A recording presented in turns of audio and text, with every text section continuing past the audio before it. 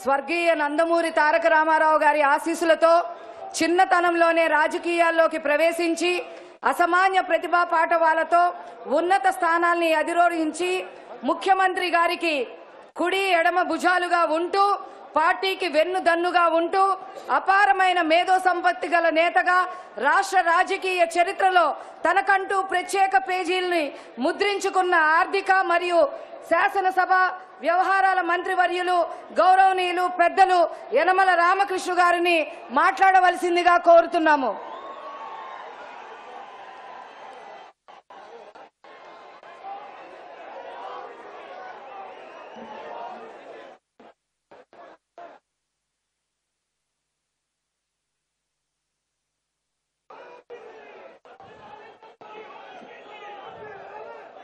సభకు నమస్కారం. ఈరోజు మన జిల్లాలో బీసీ జేఓ చాలా బ్రహ్మాండంగా నిర్వహించుకోవడమే కాకుండా ఈ కార్యక్రమానికి ముఖ్య అతిథిగా విచ్చేసినటువంటి మన పార్టీ అధ్యక్షులు ముఖ్యమంత్రి వర్యులు పెద్దలు నారా చంద్రబాబు నాయుడు గారు, వేదిక మీద ఉన్నటువంటి తెలుగుదేశం పార్టీ ప్రముఖులకు, కార్యక్రమంలో పాల్గొన్నటువంటి బీసీ సోదరులకు సోదరిమణులకు, పత్రికా విలేకరులకు అందరికీ కూడా నా హృదయపూర్వకమైనటువంటి నమస్కారాలు. 2019 ఎలక్షన్స్కి సన్నద్ధమయ్యే విధంగా ఈరోజు ఈ కార్యక్రమాన్ని మనం బీసీ జేఓ కార్యక్రమం పెట్టుకున్నాం. ఒక్కసారి మనం వెనక్కి వెళ్ళి చూస్తే 1994లో ఆ రోజున ఎన్టీ రామారావు గారు ఇక్కడే ఇదే గ్రౌండ్లో కార్యక్రమం పెట్టాం, సరిగ్గా ఎలక్షన్ ముందు. ఆ రోజున కూడా రాజమహేంద్రవరం తెలుగుదేశం పార్టీకి ఒక వరం అయింది. 1995 సంవత్సరంలో జరిగినటువంటి ఎన్నికల్లో ఈ రాజమహేంద్రవరం మీటింగే ఒక ఎలక్షన్ వరమై ఆ రోజున మన ప్రభుత్వం వచ్చిందనేటువంటి విషయాన్ని ఒకసారి గుర్తు చేస్తూ ఉన్నాం. అదేవిధంగా ఈ రోజున మనమంతా కూడా ముఖ్యంగా బీసీలందరం కూడా ఇక్కడ కలుసుకుని ఈ రోజున మళ్ళీ 2019 ఎలక్షన్ వస్తున్నటువంటి తరుణంలో ఈ నారా చంద్రబాబు నాయుడు గారిని మళ్ళీ ముఖ్యమంత్రి చేయడం, ఈ రాజమహేంద్రవరం రెండో వరం ఇవ్వబోతుంది అనేది కూడా మీకు ఈ సందర్భంగా మనవి చేస్తూ ఉన్నాం. ఎందుచేతంటే ఈరోజు మనం ఉత్సాహం చూసాం. బ్రహ్మాండమైనటువంటి ఉత్సాహంతో బీసీ సోదరులు కానీ సోదరమణులు కానీ పార్టీ యంత్రాంగం కానీ ఈ కార్యక్రమంలో పాల్గొని జయప్రదం చేయడం అనేటువంటిది మనం అందరం కూడా చాలా ఆనందిస్తూ ఉన్నాం. అంటే మన వాళ్ళందరూ కూడా చాలా విషయాలు చెప్పారు. ఎంచేతంటే తెలుగుదేశం పార్టీ అంటే బీసీల పార్టీ, బీసీలు అంటే తెలుగుదేశం పార్టీ అనేటువంటిది మనకే కాదు, ఇక్కడ లేనటువంటి మిగతా పార్టీలు కూడా చాలామందికి తెలుసున్నటువంటి విషయం అనేది కూడా మనవి చేస్తూ ఉన్నాం. అంచేత మనం నమ్మకంగా తెలుగుదేశం పార్టీకి ఆనాడు ఒక్కసారి చరిత్రగాని చూస్తే బీసీలను గుర్తించిందే ఆనాడు మన వ్యవస్థాపక అధ్యక్షుడు నందమూరి తారక రామారావు గారు.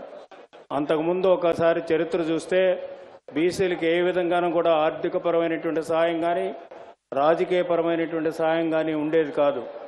1982 సంవత్సరంలో తెలుగుదేశం పార్టీ పెట్టిన తర్వాత 83 సంవత్సరంలో అధికారంలోకి వచ్చిన తర్వాత మొట్టమొదటిగా హౌస్ సైట్స్లో కానీ హౌసింగ్లో కానీ అదేవిధంగా పట్టాలు ఇవ్వడంలో కానీ ఏ కార్యక్రమం సంక్షేమ కార్యక్రమం తీసుకున్నప్పుడు కూడా బీసీలందరికీ కూడా ఆర్థికపరమైనటువంటి సహాయాన్ని అందించాలని ఆనాడు ఎన్టీ రామారావు గారు చేస్తే ఆ కార్యక్రమాలన్నీ కూడా ఇప్పుడు కొనసాగించడమే కాకుండా ఇప్పుడు దాదాపు మనవాళ్ళు చెప్పినట్టుగానే 43,000 కోట్ల రూపాయల పైచీలకు ఈనాడు బీసీలకి ఈ సంవత్సరం ఖర్చు పెడుతున్నామంటే ఇది చిన్న విషయం కూడా కాదనేది కూడా మీకు ఈ సందర్భంగా మనవి చేస్తున్నాం.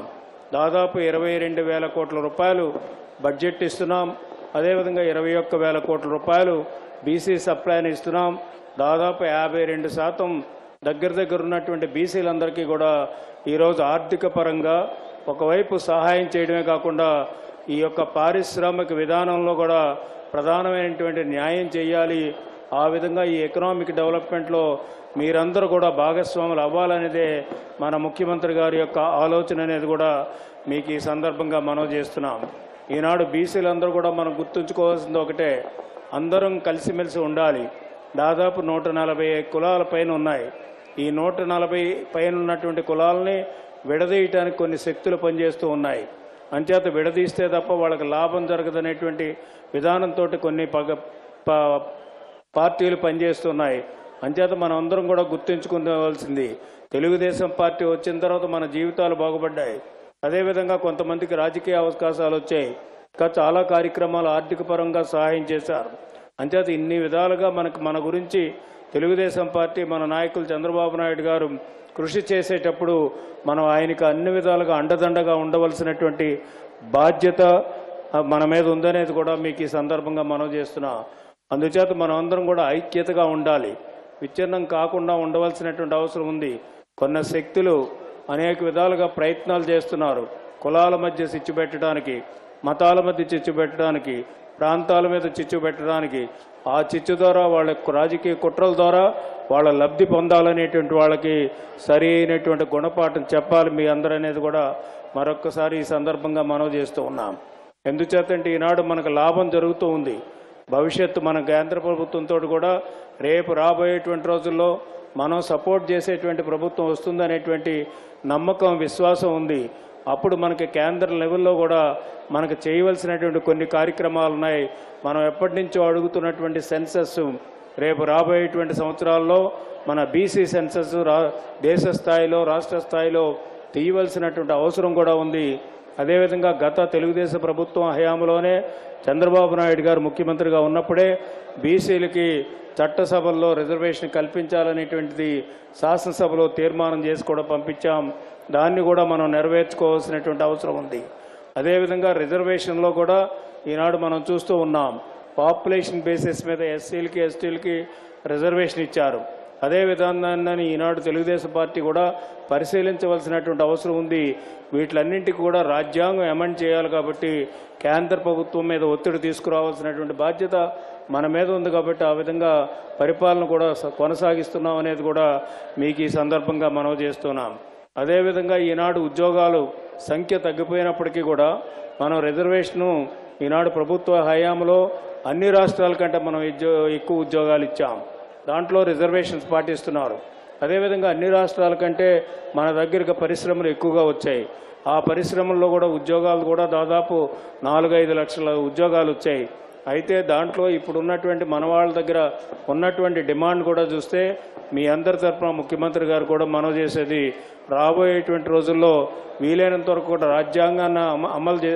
రాజ్యాంగాన్ని అమెండ్ చేసేటప్పటికీ ఈ యొక్క ప్రైవేట్ సంస్థల్లో రిజర్వేషన్ కల్పించవలసినటువంటి అవసరం ఉంటుంది. ఎంచేతంటే భారతదేశంగా ఉండేటువంటి పేదవాళ్ళందరూ కూడా ఆర్థికంగా బలపడాలంటే ఒకటి చట్టసభల్లో స్థానం కావాలి, రెండవది వచ్చేటప్పటికి ఆర్థిక పరంగా బలపడవలసినటువంటి అవసరం ఉంది. ఆర్థిక పరంగా బలపడాలంటే మనకు సరి అయినటువంటి విధానంలో ఉద్యోగాలు ఉండాలి. అదేవిధంగా మిగతా రంగాల్లో మనకు అవకాశం కూడా కావాలి. ఆ విధమైనటువంటి రీతిలో మన ముఖ్యమంత్రి గారు ఆలోచిస్తున్నారు. అంచేత బీసీల భవిష్యత్తు బ్రహ్మాండంగా భవిష్యత్తు ఉంటుంది. అంచేత ఎవరు ఎన్ని ఎత్తు పన్నినప్పటికీ కూడా, ఎన్ని పన్నాగాలు పన్నినప్పుడు కూడా, ఎన్ని కుట్రలు పన్నినప్పుడు కూడా మనం అందరం కూడా ఒక్క తెలుగుదేశం పార్టీతోటే ఉండి నారా చంద్రబాబు నాయుడు గారిని 2019లో ఆయన మరొకసారి ముఖ్యమంత్రిగా చూసి మన కోరికలు కూడా తెలుగుదేశం పార్టీ ద్వారా నెరవేర్చుకోవాలని మీ అందరికీ కూడా ఈ సందర్భంగా మనవి చేస్తూ ఈ అవకాశం కల్పించినట్టు బీసీ సోదరులందరికీ, సోదరిమణులకు, వేదిక మీద ఉన్నటువంటి వాళ్ళకి అందరికీ నా హృదయపూర్వక నమస్కారాలు తెలియపరుస్తూ సెలవు తీసుకున్నా. జై తెలుగుదేశం, జై ఓ బీసీ, జై చంద్రబాబు నాయుడు.